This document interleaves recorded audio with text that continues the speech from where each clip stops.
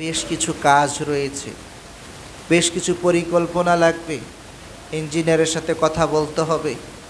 সেই আপনার মাটি থেকে শুরু করে, জমিন থেকে শুরু করে নিয়ে একেবারে শেষ করা পর্যন্ত কি করলে কি হবে, কিভাবে শুরু করতে হবে, কিভাবে শেষ করতে হবে, শুরু থেকে শেষ পর্যন্ত, সূচনা থেকে উপসংহার পর্যন্ত প্রত্যেকটি বিষয় আপনাকে চিন্তা করতে হবে এবং ইঞ্জিনিয়ারের সাথে পরামর্শ করে আপনার করতে হবে।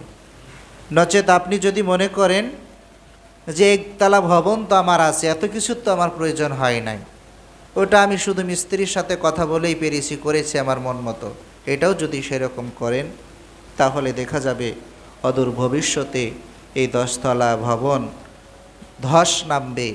যে কোনো সময় আপনার এটা জীবনের কাল হয়ে দাঁড়াতে পারে, আপনার জন্য এটা ভয়ঙ্কর ক্ষতির কারণ হতে পারে। ঠিক একই রকম প্রত্যেকটা জিনিসের, যে জিনিস যত বেশি গুরুত্বপূর্ণ তার প্ল্যান তত গুরুত্বপূর্ণভাবে গুরুত্বের সাথে সেটা পরিকল্পনা করতে হয়। রমাদান মুমিন জীবনের জন্য গুরুত্বপূর্ণ অধ্যায়। এই রমাদানকে নিয়ে যদি আগে থেকে প্ল্যান প্রোগ্রাম করা না হয়, যদি মনে হয় অন্য অন্য ইবাদতের মতো, অন্য অন্য বাকি 11টি মাসের মতো রমাদানকে আমি অতিবাহিত করব, তাহলে দেখা যাবে এই গুরুত্বহীনতার কারণে সে বিল্ডিং যেমন ধস নেমে আপনার আমার জীবনে ক্ষতি নিয়ে আসতে পারে, ঠিক রমাদান কারোর জন্য হবে জান্নাতের ওসিলা। এই রমাদান হতে পারে প্ল্যান না থাকার কারণে আপনার আমার জন্য জাহান্নামের ওসিলা। যথাযথভাবে যদি আমি সে রমাদানকে কাজে লাগাতে না পারি। এজন্য প্রতি বছরই রমাদানের পূর্ব প্রস্তুতি স্বরূপ আমি একটি আলোচনা করে থাকি, দিয়ে থাকি আপনাদেরকে।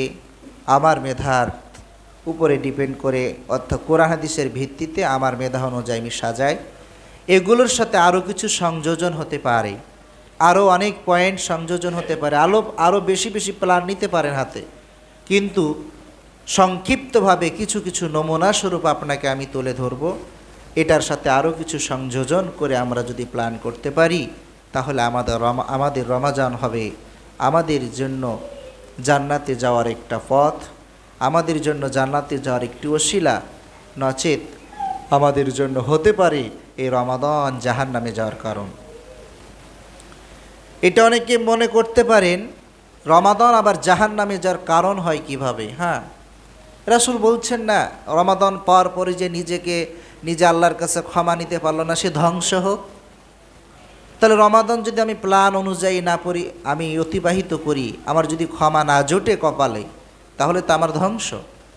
সুতরাং শুধু রমাদান এটাই নয়, রমাদানের প্ল্যান এটাই নয় যে পুরো একটি মাসে আমার বুট কয় কেজি লাগবে, চাউল কয় কেজি লাগবে, খেজুর কয় কেজি লাগবে, এই প্ল্যান করাই শুধু রমাদানের প্ল্যান নয়, বরং এই রমাদানটাকে আমি কিভাবে পার করব, কিভাবে ইবাদতের মধ্যে পার করব, নেক আমলগুলো কিভাবে বেশি বেশি করব, এটা হচ্ছে অন্যতম রমাদানের মুমিন জীবনের প্ল্যান হয়ে দাঁড়াবে এবং হওয়া উচিত।